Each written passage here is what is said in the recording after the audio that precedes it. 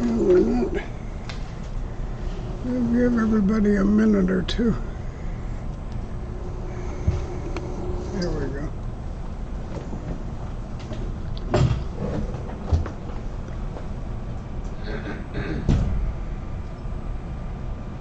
City.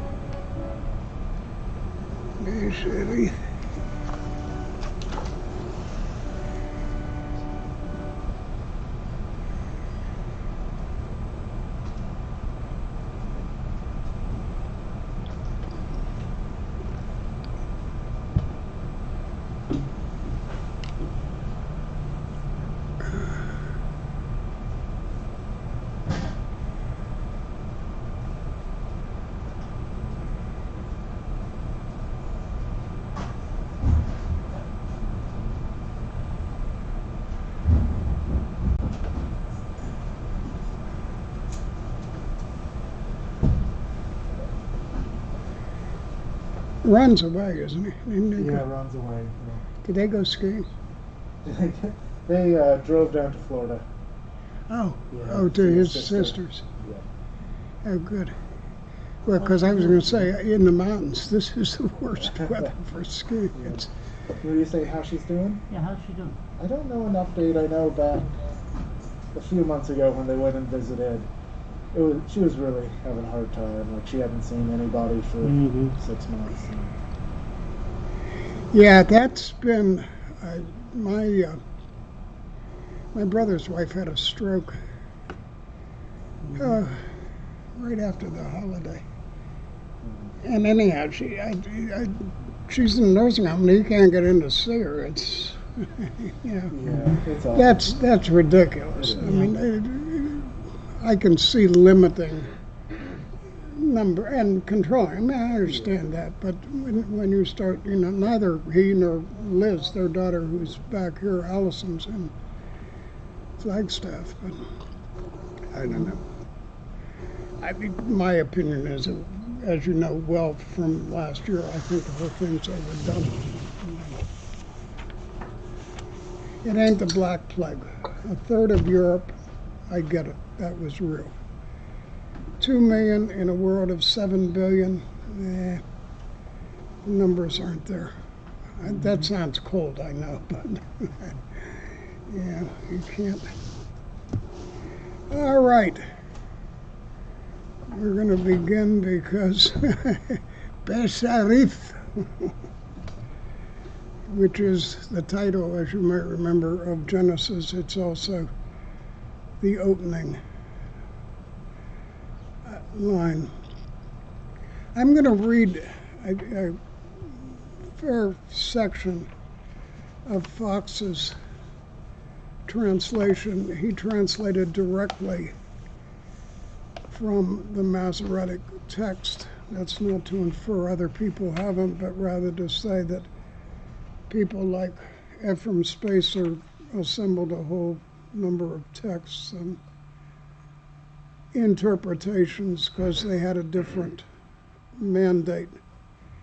You might recall in many of our times together, I've always told you when you're looking at a Bible, any Bible, one particularly that you want to buy, read the translator's preface, because they will always, I have never found one yet that will not be honest about what their biases are. And some of you may remember the story I tell of I'm very fond of the New English translation, have been since it first came out in the 70s. Alden Hathaway, when he was bishop, he and I were doing a mass together, and he said to me, "That's a very biased translation." I said, "Bishop, you forgot one thing." He said, "What's that?" I said, "It's my bias." All translations are biased. Fox's bias is to make this as close to the Masoretic text and still intelligible in English, and to get some of the sonaments and some of the...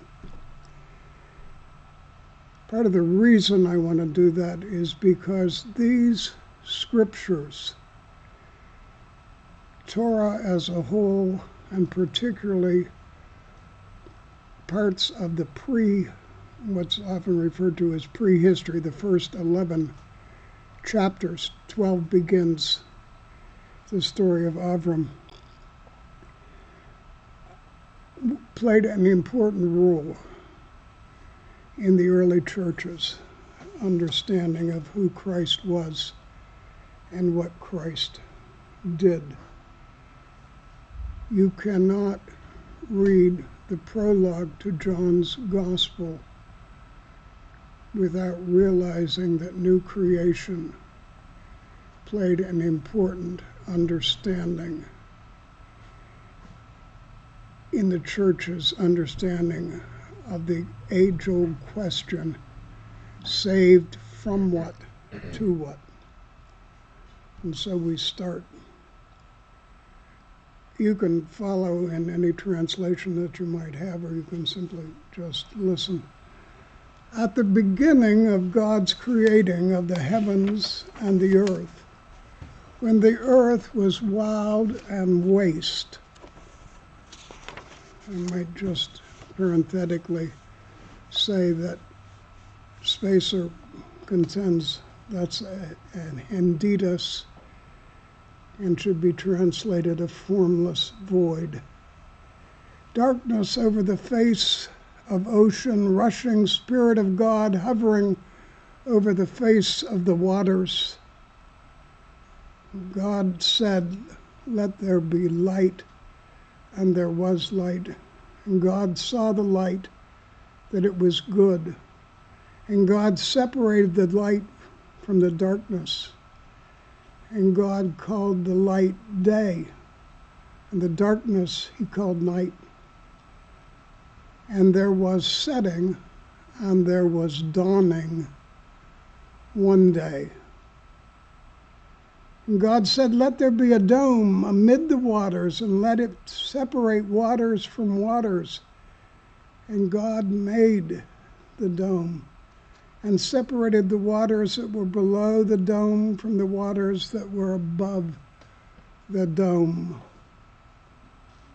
Parenthetically, that image of a glassy sea will come back in Revelation. It's almost impossible to read the New Testament without the Old Testament. In fact, Bear contends we do great harm by separating those. And we'll talk about that a little later this morning. And it was so. And God called the dome heaven. And there was setting and there was dawning the second day. God said, "Let the waters under the heavens be gathered into one place, and let the dry land be seen." And it was so. And God called the dry land earth, and the gathering of the waters he called seas. And God saw that it was good. And God said, "Let the earth sprout forth with sprouting growth plants, and seed forth seeds, fruit trees that yield fruit after their kind, in which is their seed upon the earth." And it was so. The earth brought forth sprouting growth plants, and seed forth seeds after their kind, and trees that yield fruit, in which is their seed after their kind. And God saw that it was good. And there was dawning. There was setting and there was dawning. Third day, And it goes on to talk about God placing the lights in the heaven. Notice, again, parenthetically, that light and darkness appear before sun and moon. That's not totally unimportant. Little difficult from our perspective, but there was setting and there was dawning the fourth day. And then God goes on to create all of the various creatures of the air and the land. And God blessed them, bear fruit and be many, and fill the waters and the seas, and let the fowl be many on earth. And there was setting and there was dawning, fifth day. And God said, let the earth bring forth living beings after their kind, herd animals, crawling things, the wildlife of the earth after their kind. And it was so. And God made the wildlife of the earth after their kind, and the herd animals after their kind, and all the creating things of the soil after their kind. And God saw that it was good. And God said, let us make humankind in our image, according to our likeness, and let them have dominion over the fish of the sea and the fowl of the heavens, the animals of all the earth, and all that crawl upon the earth. And so God created humankind in his image. In the image of God did he create them. Male and female, he created them. And God blessed them. And God said to them, bear fruit, be many, fill the earth, and subdue it, and have dominion, and all those sorts of things. And thus we're finished. I'm moving through the kind of baruchs of the latter part of chapter 1. And thus were finished the heavens and the earth and all their array. God had finished, and on the seventh day, his work that he had made, and then he ceased on the seventh day from all his work that he made. And God gave the seventh day his blessing, and he hallowed it. For on it he ceased from all his work that by creating God had made. And these are the beginnings of the heavens and the earth, and their being created.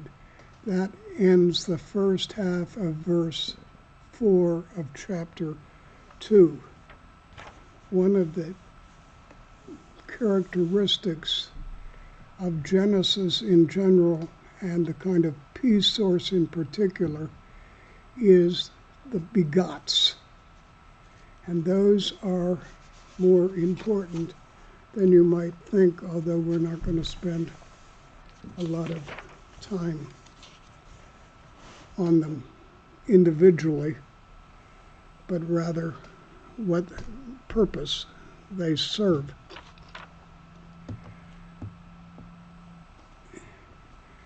Both Fox and certainly Ephraim Spacer make a point of translating this slightly differently than most of us are used to hearing it, and certainly in the way it finds its way into the Logos poem at the beginning of John's Gospel. The Greek translation, the Septuagint, the very first words are en arche. Greek chooses, the Greek translators chose to translate that phrase, the whole phrase, in what's called an absolutist sense, whereas the Hebrew conveys an idea that's a little more fluid, and more importantly, although I'm not sure even Dr. Spacer would admit to this, it is to reflect what in fact this particular story of creation reflects, which is something contra the prevailing cosmology of the culture in which the Jews found themselves. it's important to remember that no matter what one believes about inspiration, and remember twice I've signed that I mean literally, that I believe the Old and New Testament to be the Word of God to contain all things necessary and requisite for salvation. I never took it to mean that that meant every word was absolutely correct. My whole study of language would be offended by that. It's the joke about the old lady, who her minister was touting the new Revised Standard Version of the Bible, and she got up and said, "Mr. Richardson, the King James Bible was good enough for Christ and the 12 apostles. It's good enough for me."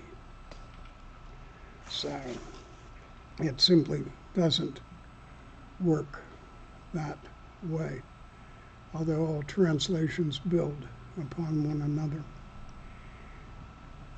Remember last week I told you that I'm one of those people who firmly believes Torah as we have it, that is the whole 5 books. And remember, Genesis is only the first book of Torah, and we're dealing even more with just 12 chapters, so we're narrowing it down even more. Whether you're on that side of believing that Genesis at all came together in the captivity, nobody that I know of dates it some centuries before, although there is writing in it that certainly existed centuries before the captivity. There are 2 events in the life of Judaism that are formative. One of those, of course, was normative as well, and that's the Exodus, because the Exodus story is a major part of the whole of the Pentateuch. I mean, we go from patriarchs to there arose a Pharaoh who knew not Joseph, right through to the revelations of God on Sinai and to Aaron saying, "Well, I threw the gold in the fire and it came out like this." Right. God certainly didn't believe it, and Moses found it pretty dubious. The second event was the destruction of the temple, Solomon's temple, and the hauling of the Jews into captivity. It was so bad that Jeremiah, the prophet, believed that the primal chaos had returned. Now, whether this story existed before the captivity or not, the prevailing culture had a whole set of stories about how the world began, called the Babylonian creation epic. Well, that's that's what a lot of scholars call it. The actual title of the work is When on High. I would repeat it in Akkadian, but I think it's Elhu El. Anyhow, my Akkadian is non-existent. But my point being that the use of when, particularly by Spacer, who's the first I know of to do that, really is to kind of re-emphasize. This is a rewrite, a very important one, of that epic. It is striking in its parallels, and by that I mean its parallels of order, the way in which creation proceeds. What is even more striking is that the Babylonian epic begins with a story about a war between the gods. Now notice in Genesis, God just appears. And I toyed with all week whether to read the Hebrew word here, Elohim, which says a little more than God. Certainly not wrong to translate that way, but Elohim is the high God, literally the God of gods. That would not have been missed by the people who initially read and really heard this story. The Hebrew God is eternal. There's no explanation, as there are in other kind of early mythologies, as to how the gods came to be and that sort of thing. God simply is. The Jews never were real good at ontological arguments anyhow.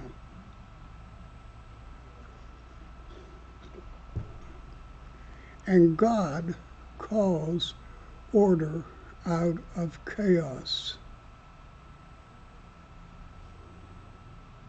so that as we get through this, man becomes a purposeful being. If we had a lot of time, and you could stand it, we could read the whole Babylonian creation myth, but that's probably not all that beneficial. But this is important. In that story, man, humankind, is the offscouring of the offal of the gods. And I've cleaned that up as best I can.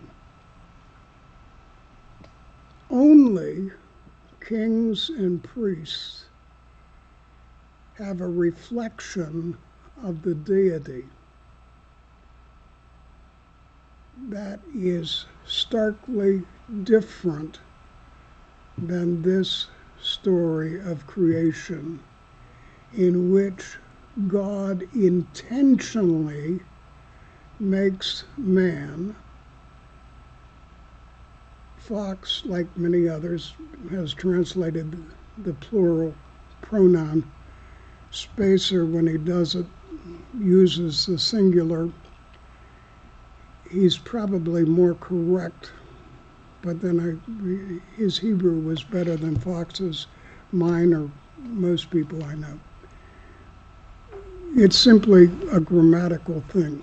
Elohim is a plural noun, and so if you have a plural noun, you use plural pronouns. This was written by a priest. You know he was a pickaninny. You know what I mean? They're all old ladies. I'm allowed to say that I am one.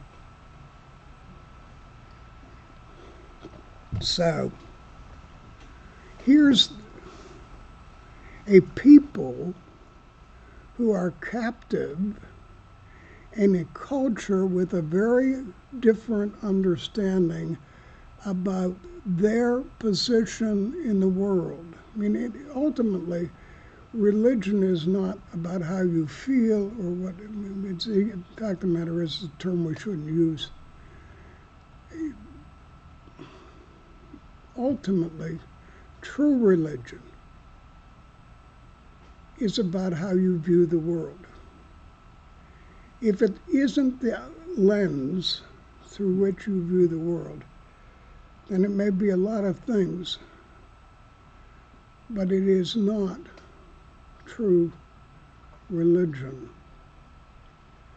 I give much of the culture that I despise credit. At least if they thought about it, they would realize it's how they view the world.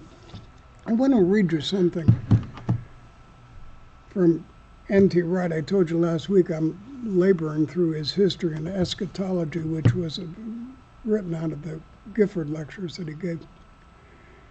In many respects, it has nothing to do with this, but if you know anything about N.T. Wright's works, you know he's a big proponent of trying to see the New Testament scriptures in terms of the culture and larger world and the Jewish world of the first century. And so he has a comment in here that I think will be helpful going forward. Remember this, none of this is about science, at least the modern understanding of it, which in many instances has now become a kind of religion in itself. I only refer to the last year. Follow the science, as if there were a singular opinion in that profession. Let me just quote this from Wright.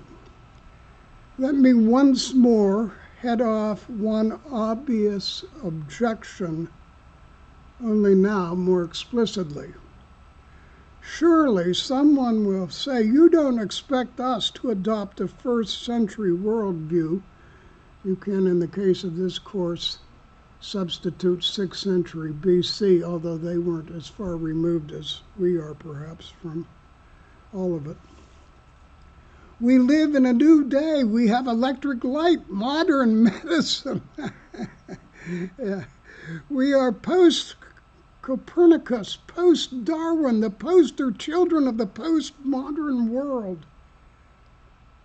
And to this we must reply, no.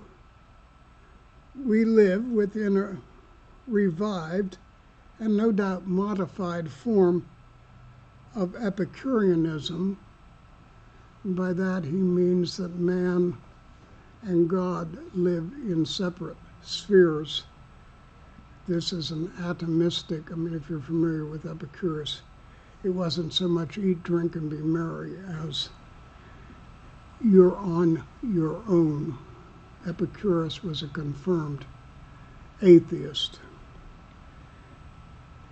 in any real sense of the word, conditioning us to think in terms of a split world in which the gods have nothing to do with us, nor we with them. The only modern thing about this is that it is so widespread. The worldview itself is no more modern, parentheses around modern, than that of the Dead Sea Scrolls. Forget the modernist rhetoric, the chronological snobbery which assumes that all who went before us were epistemological thieves and robbers. Nothing that Galileo spotted through his telescope, nothing that Darwin found crawling or squawking in the Galapagos, has anything to say here. We must not caricature ancient Jews and Christians as though they were naive cavemen believing in a three-decker universe with a supernatural upstairs, a natural downstairs, and something rather nasty in the cellar. That shallow cosmological sketch is like the early maps that tried and failed to capture the globe on a sheet of paper. Perhaps some did take it literally, but that is not the main point. The main point is that Second Temple Jews assumed that the heaven and the earth were intended to overlap and did in fact overlap, and did in certain contexts. Our modern assumption of a split world does not mean that we understand cosmology and they didn't. Much the same way, just as because we've invented mechanical clocks, we mustn't assume that we understand time and the ancients didn't. Some of you may know I know Dr. Wright. He's getting bitey in his old age. The modernist protests are trying to distract our gaze from the pink nakedness of the Enlightenment's emperor strutting down the street. I will never forget that phrase. It's just Dixit. He has spoken. His point is this: we're not nearly, sometimes, as smart as we think we are. And if you don't realize that's true, you haven't been living in the last year. Really, folks. And now, even though we have the medicine to combat this thing, we still can't seem to restore order, so I don't. But I digress. The point is that this Torah came about, among other things, as a replacement for what the first temple represented to a good deal of Judaism. And that was the place where heaven and earth touched. It is clear from the Old Testament that the temple represented the place where man met God.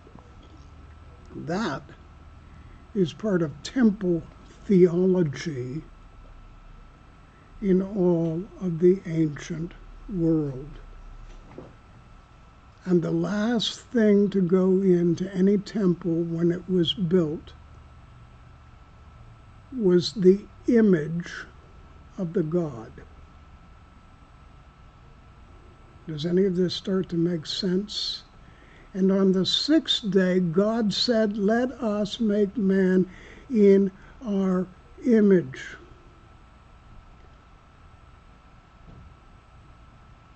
But the Jewish account of the story goes on to remind mankind that that image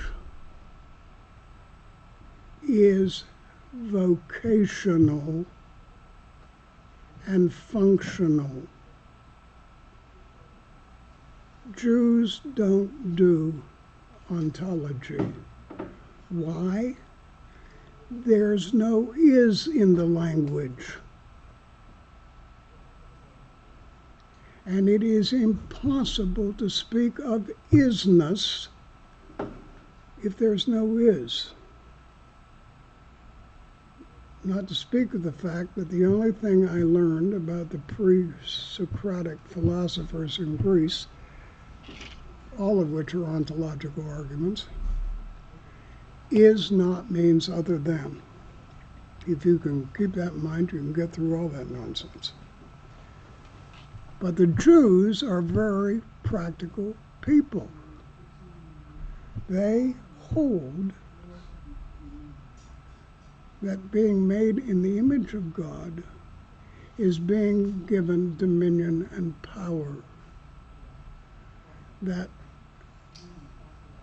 they, having stewardship over creation, will become, as God says to them in Exodus 19, you may look it up,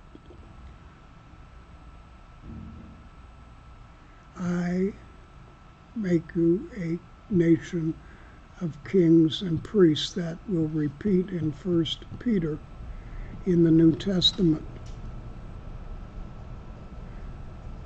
Didn't mean they all got to be rulers, or they all held the highest office in the land, or any of those sorts of things. It meant functionally they had the same responsibilities to bring culture and the world into the godly order that was the design of creation to begin with. The second, and probably in some ways more important, is that it was to be done, at least according to this story, not in a place, but in a time. Shabbat is a temple of time. The Sabbath is sanctified and made holy. Remember, when this story is coming together, and I'm convinced more and more that it came together in the captivity. Ezekiel's already said, no temple, no sacrifice. We're not setting up any hillside shrines here, folks. That's out. We just got rid of that stuff. We cleansed the temple, and even then, it got destroyed, so we're not going to rebuild it here in an alien land. At the very end of Ezekiel, there's the whole hope of the rebuilding of the temple and that sort of thing. It's why one of the reasons when I redated those chapters, I redated them to the post-exilic period. These are strong. These are almost sacramental. I use it in the way in which we use it, the outward and visible sign of the inward and spiritual grace. I mean, Shabbat and the Jewish observance of Sabbath is not being like the Sabbatarianism in which I was raised. As I've told you many times, I grew up in fundamentalism, which is a nice term for holy roller. Actually, it was more than that, and I owe them the sense that there is a story. I give them that. But my grandfather was very explicit. You didn't even buy the Sunday paper, which I'm going to do on the way home. I mean, you could get it on Monday, but you didn't buy it on Sunday. That's not why Judaism did what it did. It wasn't a kind of moral thing. It was the sanctification of time. It was that in some ways Shabbat looked forward to the end. It was what all the educated like to call realized eschatology, like anybody knows what we're talking about. Sometimes I don't think we do. But it does mean that for the Jews, the sense of salvation was to come into the Sabbath rest. And we would do well to remember that as we get into asking what is it we believe. It's one of the reasons the creed is the way it is. If you did the creed with me, you remember that I said the creed is the canon for interpreting the canon. And so as credo Christians, we have to accept the truth of the creation story, not in its every jot and tittle, not that the world necessarily was made in 6 days or 6,000 years, to borrow another solution, which is very early. I mean, they didn't think that up in the 18th century. They really just went back and stole it from some early Christians who got it from some intertestament Jews. I could draw the line for you, but there's nothing new under the sun.